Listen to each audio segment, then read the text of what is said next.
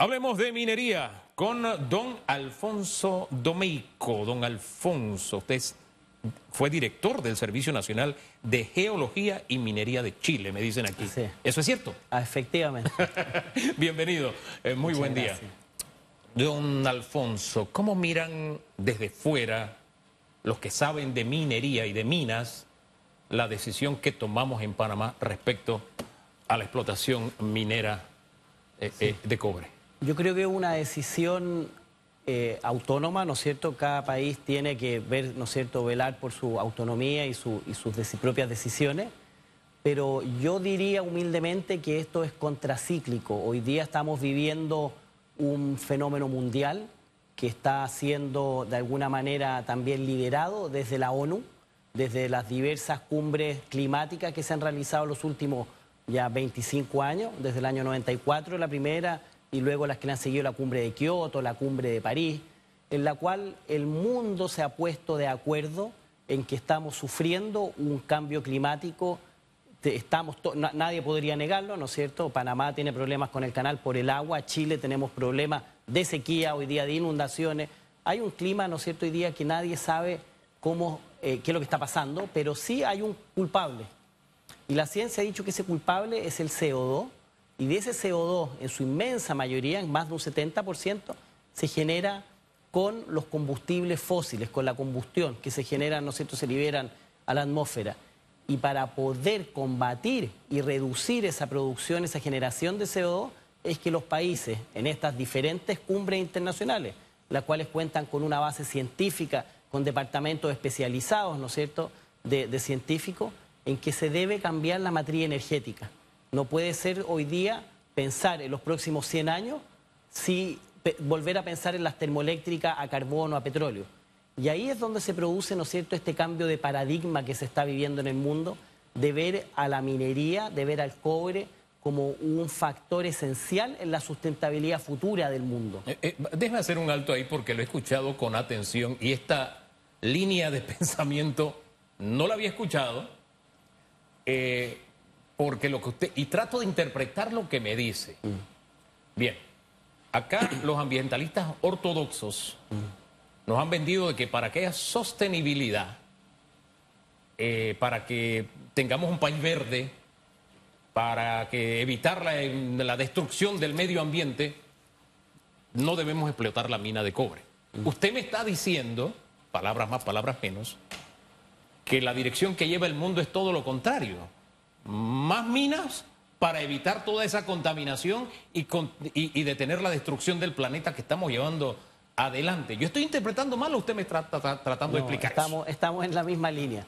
Hoy día hay un movimiento mundial que está liderado por la ONU, ¿no es cierto?, y por todas estas cumbres internacionales climáticas, por las COP, que la gente escucha, ¿no es cierto? La última fue el año pasado en Dubái, la COP 28, en la cual el propio secretario general de la ONU ha llamado a un panel intergubernamental de expertos para generar normativa que pueda ayudar a una explotación de todos estos minerales críticos, dentro de los cuales está el cobre, pero dentro de un marco de sustentabilidad.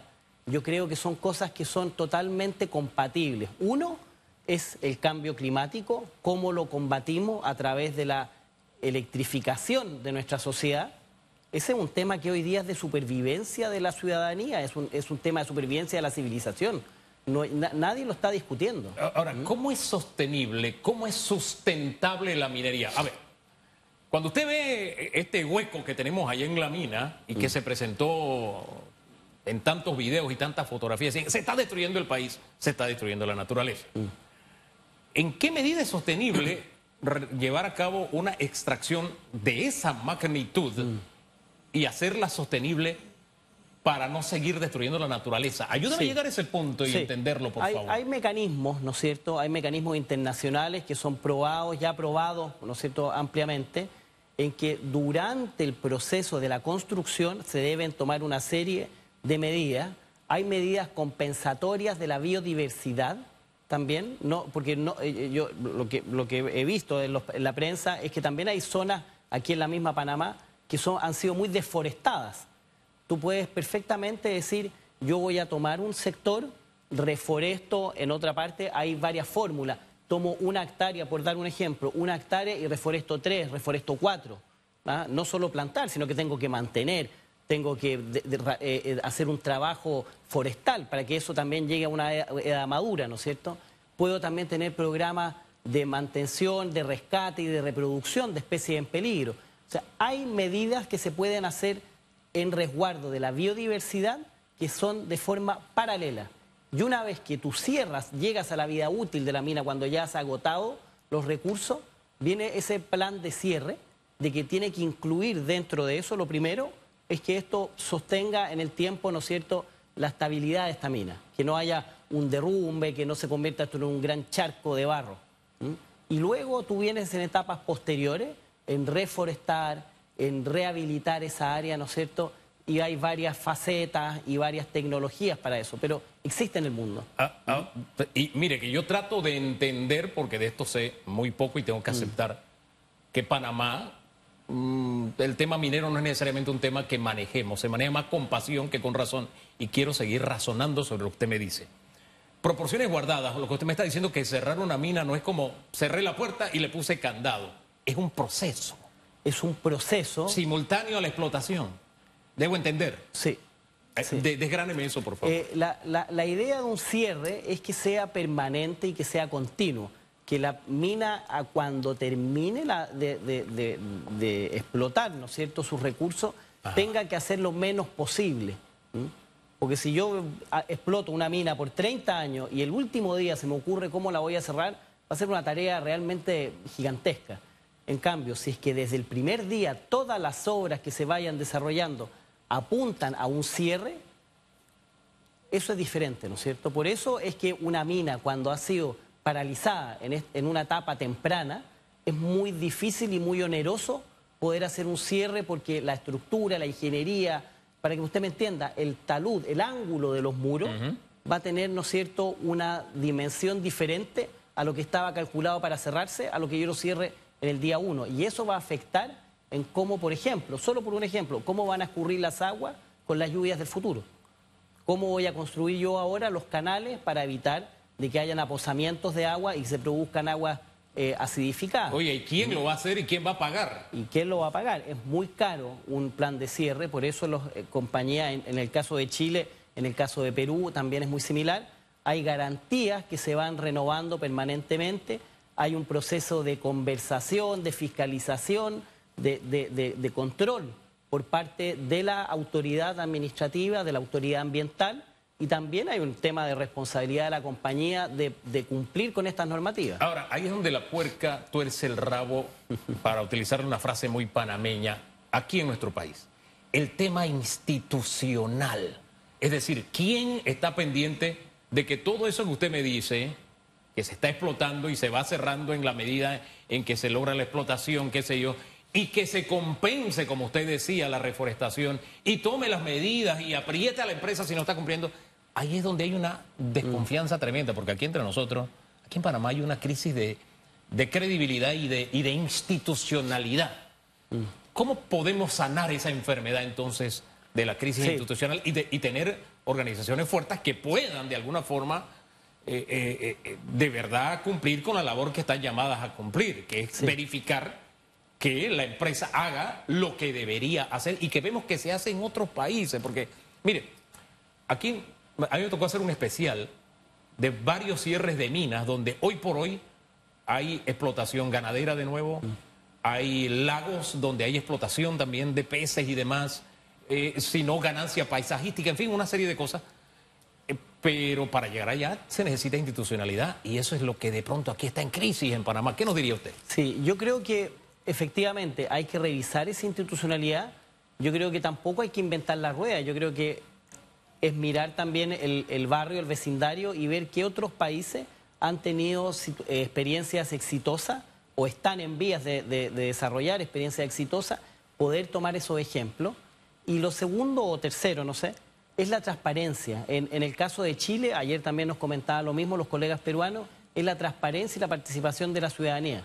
Eso lleva a que la misma autoridad se obligue a sí misma a estar permanentemente dando lo mejor que tiene como autoridad. Hoy día en Chile, por ejemplo, todo el sistema de evaluación ambiental es público desde el día 1. No hay es una plataforma en línea, en la página web, y que tú tienes el nombre y tú entras y yo sé todo lo que está pasando, desde el momento que salen las resoluciones, por supuesto. Hay procesos de consulta, está bastante arreglado. Ayer nos contaban el caso de Perú, los mecanismos que tienen ellos también de participación, de consulta, pero también de poder concretar y cerrar los temas, porque no se trata de hacer una consulta y hagamos mesas, ¿no es cierto?, que no llevan a ningún punto.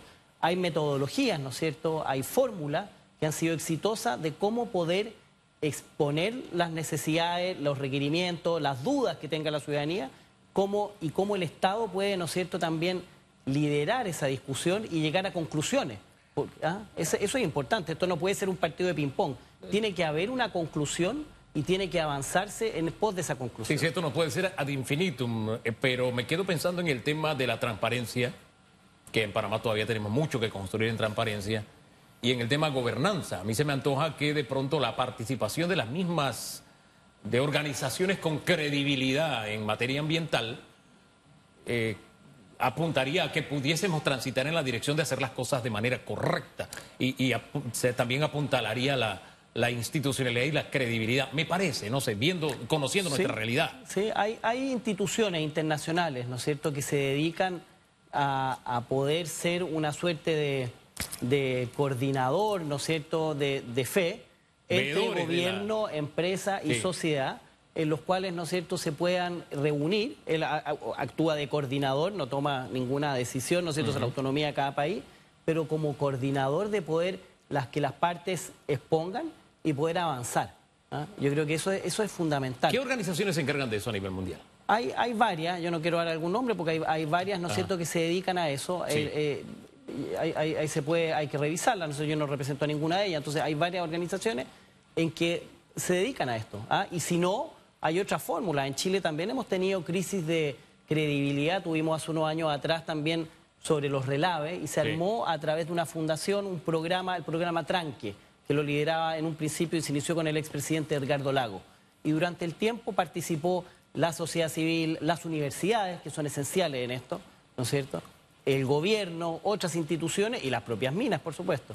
Y ahí lo que se hacía era trabajar en pos de un programa de control de relaves. Entonces hay experiencia. Hay experiencia. Ahora bien, para cerrar el tema que le llevaba anteriormente, porque se me queda ahí dando vueltas el tema de la conservación, de la naturaleza, de nuestro Panamá verde, la sostenibilidad y la conservación de la naturaleza y la minería no son como agua y aceite como nosotros lo estamos viendo en Panamá. Hay formas de que no sea exactamente así. Sí. Sí, no solo con la minería, cualquier actividad que sea invasiva o que utilice, ¿no es cierto?, los recursos naturales, por supuesto que va a haber en algún minuto una contraposición entre la explotación, la utilización y la regeneración. Una carretera, cuando entra, ¿no es cierto?, en un área, va a permanecer de manera infinita o indefinida, ¿no es cierto? Una mina tiene un periodo establecido de tiempo al cual tú finalizas y viene este proceso de cierre. Y como yo vuelvo a insistir, en paralelo siempre existen metodologías que en Chile se utilizan para poder compensar la pérdida de esa biodiversidad. Se minimiza en primer lugar la pérdida de esa biodiversidad y luego eso ¿cómo se llama? Ayer hablábamos de se compatibiliza en moneda ambiental. No se trata de que yo diga, mira, yo voy a destruir 100 hectáreas de bosque, de selva, y yo las compenso con una cancha de fútbol. No. Yo tengo que tener moneda ambiental. Consumo un determinado producto, ¿no es cierto?, recurso natural, y lo compenso con uno equivalente.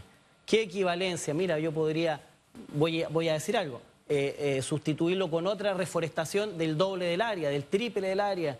Voy a hacer un programa de reproducción asistida de ciertos mamíferos, de ciertos animales que podrían estar en peligro de extinción.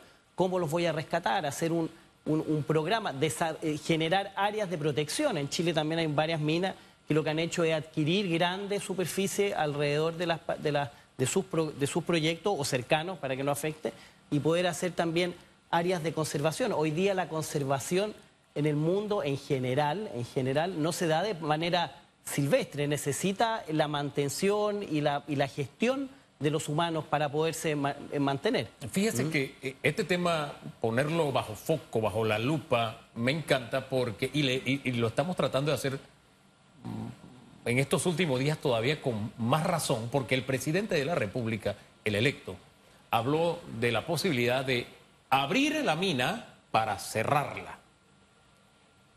Para que analicemos eso, el sentido que esto tiene y el alcance que tiene desde su punto de vista. Y también el otro es que vi un reportaje que me ha estado dando vueltas, de la Deutsche Welle, o sea, no un reportaje nuestro aquí de Panamá explorando la situación a favor o en contra de la mina, sino un reportaje de una cadena internacional con este prestigio. Y el titular se me quedó allí. El cobre es el nuevo petróleo. Y entonces ella explica un poquito lo que usted decía al principio, las necesidades del uso de cobre y los precios que está teniendo en este momento en el mercado internacional y por qué hacían la analogía. Ese reportaje se lo recomiendo, es bien interesante. Le pongo esas dos cositas sobre la mesa. Si la línea de abrir para cerrar es la dirección correcta y si este tipo de noticias de verdad tienen un asidero o estamos inflando un globo con el tema cobre. Sí, mira, no... Entiendo lo del abrir para cerrar, pero yo tal vez vale la pena abrir un diálogo sincero y ver qué es lo que se desea como sociedad y ver los pros y ver los contras y ver las experiencias que existen en el vecindario. Usted me dice que hay cosas que se han visto en Canadá, en países muy desarrollados que sería difícil imitar. Bueno, Chile, Perú, tenemos la misma base cultural. Somos parecidos, ¿no es cierto? Tenemos hablamos el mismo idioma, tenemos la misma raíz cultural. Entonces, si en Chile se puede, si en Perú se puede, si en Colombia se puede hacer también, yo creo, humildemente, en Panamá. Hacer de acuerdo con un buen marco de sostenibilidad, con buenas normas, con un buen sistema de evaluación ambiental y con un buen sistema de control ambiental. Con un buen sistema de control ambiental permanente. Ahí hay fórmulas que se pueden identificar. Ahora, si el cobre es el nuevo petróleo, no sé si esa es la analogía, pero sí hay una necesidad y va a existir, y lo estamos viendo en Chile, un aumento en los precios del cobre que se habla de un superciclo de varios años. Y por eso la ONU es la que ha llamado a los países a decir: consideren lo que está pasando, consideren esta situación, evalúen qué minerales críticos tienen, evalúen cómo es el tema de la sustentabilidad ambiental, la social, porque yo veo que también se habla mucho y que está bien, es perfecto, de esta sustentabilidad en relación meramente con la naturaleza, pero ¿qué pasa con la relación de los humanos, de la sociedad con la naturaleza? Yo soy creyente, yo creo que Dios nos dio también la naturaleza para aprovecharla, también para protegerla, y ese es un deber, pero también para aprovecharla, ¿no? También para aprovecharla. Es que usted dice eso y sonrío porque el cobre es producto es de la naturaleza, ¿no? Es de la naturaleza, y nos está dando esto para combatir algo que no sabemos bien si es el CO2, ¿no es cierto? Entonces nos está dando una solución también la naturaleza para combatir este cambio climático. Yo soy un creyente en los equilibrios, yo no soy un ortodoxo, creo que los extremismos son dañinos, sean del tipo que sean. Sí. Ese es mi punto de vista, yo creo en en las decisiones salomónicas, por llamarlo de alguna manera. Y en ese sentido, digamos que aquí lo que enconó la herida de verdad fue la forma, el manejo político que tuvo la actual administración ya saliente respecto a este tema, aprobando un contrato de ya para allá en unos últimos días, corriendo. No hubo la suficiente transparencia. Eso unido a una serie de errores que ha cometido a lo largo de su administración, pues enconaron un malestar. Y de verdad fue una decisión tomada en un momento de pasión, sin analizar cosas como que, espérate, es que estamos hablando de una mina que ya existe, no que vamos a hacer. Correcto. Cosas como esas, ¿no? Y también no podemos pasar por alto de que teníamos un contrato que yo no sé si en Chile los chilenos estarían contentos con un contrato como el que teníamos o si podemos aspirar a más, porque al final, sea nuestro petróleo, o sea nuestro cobre, o sea lo que sea, es nuestra riqueza. Entonces el tema no es que veamos que la riqueza pasa y se va a otras manos, es que nos beneficiemos todos, que sea ganar-ganar. Sí. Se lo pongo sobre la mesa, el tema contrato. Sí, a ver, exactamente cuando yo hablo de la sustentabilidad, y no es que lo diga yo, sino que lo dicen los organismos internacionales, tiene estas dimensiones, ¿no es cierto?, ambiental, social, pero también financiera. Y en esa financiera es donde las partes tienen que, ¿no es cierto?, entender cuáles van a ser estos equilibrios que dice usted, estas soluciones para que el Estado gane, la sociedad gane y la empresa también pueda tener un retorno razonable para poder financiar la operación y que sea un negocio razonable también a largo plazo. Eso lleva también a una revisión, por ejemplo, de los tipos de contratos, los tipos de retorno, los tipos de impuestos que se está cobrando. También tiene que los estados pensar en qué vamos a utilizar esos dineros, cómo los vamos a repartir, qué pasa con las comunidades cercanas, qué pasa con el resto de la sociedad.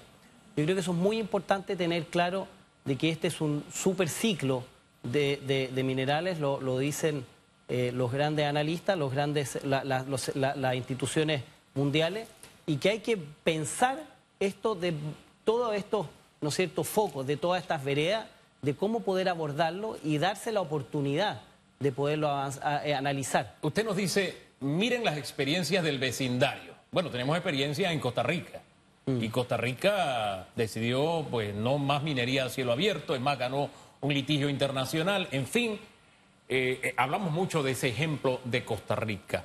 Si hacemos esa comparación, ¿usted qué analogías hace respecto a nuestro país? Yo no conozco bien el caso, o sea, entiendo que no tienen minería, pero la minería no creo que sea que impida el desarrollo de otras actividades. En Chile, en la zona norte, tenemos mucho turismo, en la zona de San Pedro de Atacama, por señalar un área, ¿no es cierto?, que es internacionalmente muy conocida, y a pocos kilómetros tienen las minas más grandes del mundo.